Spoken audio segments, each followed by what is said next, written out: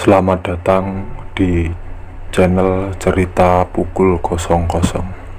Sebelum mendengarkan kisah ceritanya, alangkah baiknya jangan lupa subscribe dan aktifkan lonceng notifikasinya agar kalian tidak ketinggalan dengan kisah cerita lainnya. Terima kasih. Oke, langsung saja kita ke ceritanya. Kembali lagi bersamaku di channel cerita pukul 00. Kali ini aku akan membawakan kisah cerita yang berjudul Perempuan di Penghujung Waktu Maghrib. Untuk teman-teman yang mau membacanya bisa langsung ke link deskripsi, karena sudah aku sertakan di kolom deskripsi. Sumber ini diambil dari Jejak Misteri blogspot.com. Namaku Fajar, seorang anak yang mungkin tidak diharapkan hadir di kehidupan kedua orang tuaku. Bahkan namaku sendiri merupakan pemberian almarhum eyangku yang memaksa agar aku tetap dilahirkan. Tapi bila menurut kalian itu adalah sebuah keberuntungan, maaf, bagiku masa kecilku adalah sebuah neraka. Hukum adat yang membuat ibuku harus menikahi ayah yang menghamilinya.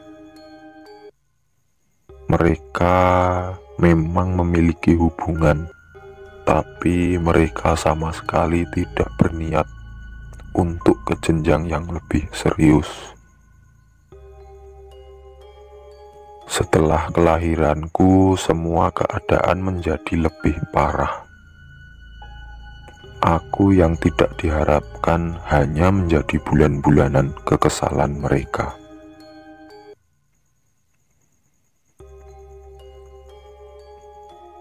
Selama ada eyang, ialah yang mengurusku. Tapi sepeninggalan eyang, rumah adalah rumah terakhir yang ingin kutuju.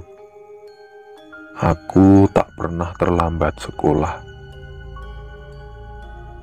Tempat itu adalah tempat teraman untukku. Namun setelah itu, aku selalu menghabiskan waktu dengan bermain, bahkan hingga langit gelap. Disinilah aku bertemu dengan dia, perempuan yang selalu memandangku di sudut senja. Aku memanggilnya Mbok Warni. Dia adalah seorang perempuan yang cukup berbeda dengan warga desa. Pakaiannya mirip dengan yang dipakai eyang-eyang. Kebaya zaman dulu yang jarang digunakan oleh perempuan atau ibu-ibu zaman sekarang. Saat adzan maghrib berkumandang, seharusnya semua orang masuk ke dalam rumah dan menutup pintunya. Tapi tidak denganku. Buatku suara azan adalah pertanda Mbok Warni akan datang dan menemaniku bermain.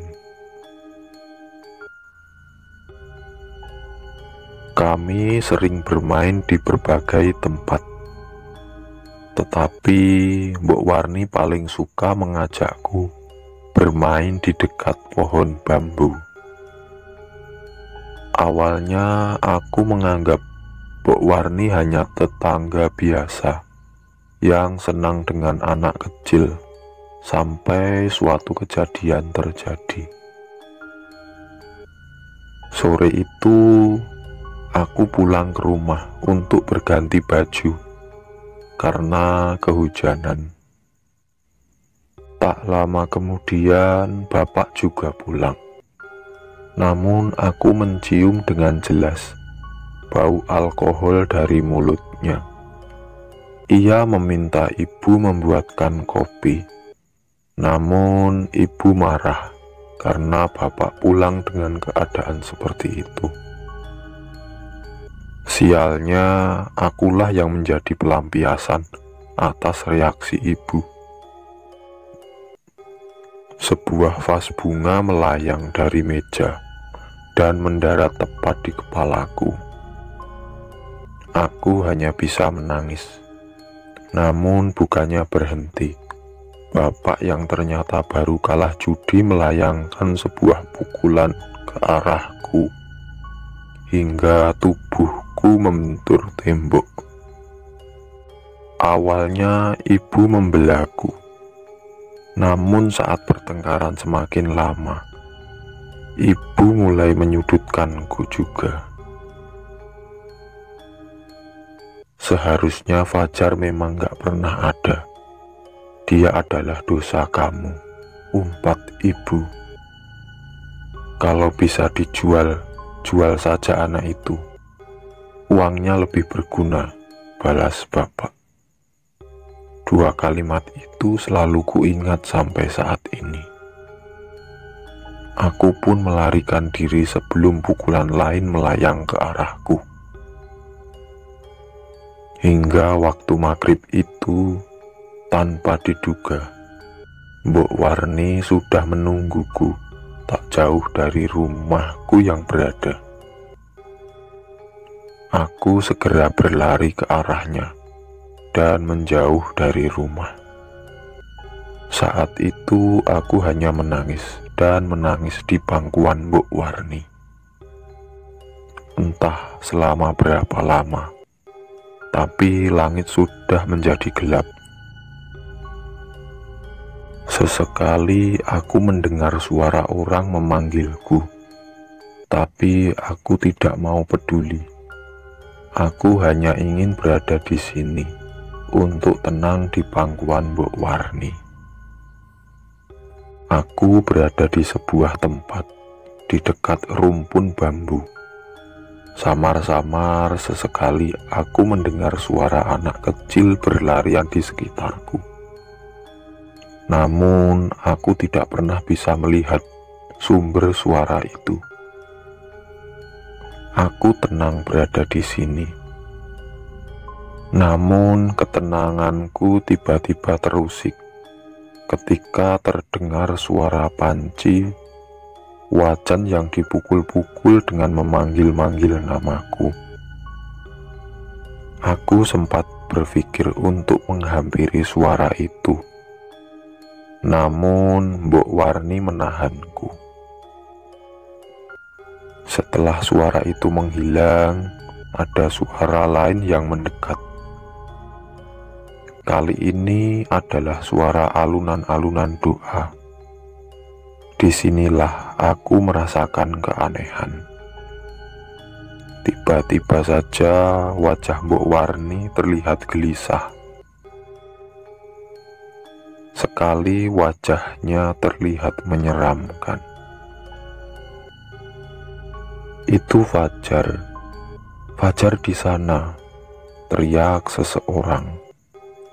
Tak lama kemudian, beberapa orang datang menghampiriku dan mengajakku pergi. Jelas saja aku menolak, terlebih saat aku melihat kedua orang tuaku ada di belakang mereka. Itu bukan tatapan cemas. Aku tahu mereka pasti akan menghukumku tepat saat aku sampai ke rumah. Aku pun menoleh ke arah Mbok Warni untuk meminta pertolongan. Namun tiba-tiba sosok Mbok Warni sudah menghilang, entah kemana. Sekali lagi aku menangis. Aku benar-benar tidak mau pulang ke rumah. Dan ketika aku semakin lama, tiba-tiba ada salah seorang warga yang bertingkah aneh. Ia terjatuh, tubuhnya kejang-kejang. Tapi itu hanya sementara. Setelahnya ia berdiri dan mengamuk. Matanya terlihat mengerikan dan memandang ke arah ustadz yang membacakan doa. "Kui anakku," ucap orang itu. Itu suara perempuan. Aku seperti kenal dengan suara itu. Namun kali ini suaranya terlihat lebih mengerikan dan terdengar yang begitu amat mengerikan. Beberapa orang mencoba menahannya. Namun warga yang kesurupan itu melawan hingga melukai mereka. Setelahnya, beberapa warga juga mengalami hal yang sama. Kali ini suara anak kecil yang merasuki mereka. Ustadz dan warga pun kewalahan menangani kejadian ini. Saat kejadian itu, ibu dan bapak menghampiriku dan memaksaku untuk mengikuti mereka. Tapi tiba-tiba orang yang pertama kesurupan tadi menarik mereka dan mengamuk membanting bapak.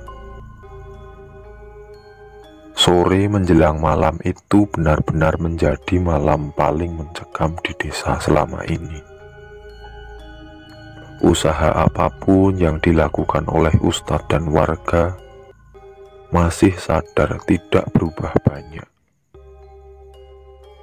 Sampai saat menjelang subuh, orang yang kesurupan itu menghentikan serangannya. Bapak sambil mengancam, "Nek kowe wani-wani nyakiti anakku, kowe tak pateni," ucap sosok yang merasuki warga itu. Tepat saat azan subuh berkumandang, seluruh warga yang kesurupan tersadar. Dan sesuai pikiranku, aku pun dipulangkan kembali ke rumah orang tuaku. Tapi ada sesuatu yang berbeda. Kadang bapak sering ketakutan saat menatapku. Ia tidak pernah lagi menyakitiku secara fisik. Hal ini juga membuat emosi ibu semakin stabil. Sampai akhirnya bapak meninggalkan rumah tanpa pamit dan tanpa kabar.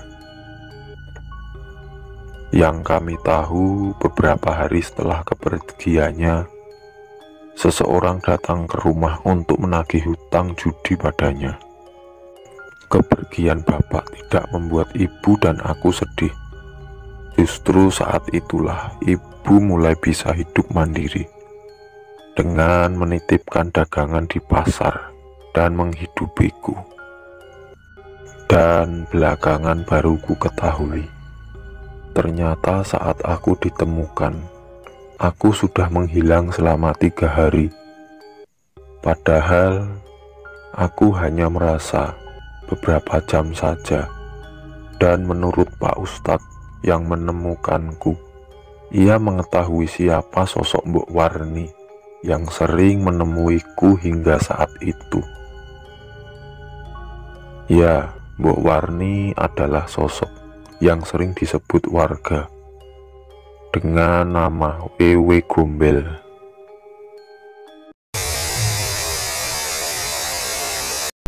Itulah kisah cerita horor nyata dan fiktif. Semoga dari kisah cerita ini kita bisa mengambil sisi positif dan membuang sisi negatifnya. Oke teman-teman, sekian dari kisah cerita ini. Semoga menghibur dan semoga cerita ini dapat menjadikan pelajaran berharga buat kalian. Jangan lupa subscribe, like, share, dan oke, terima kasih.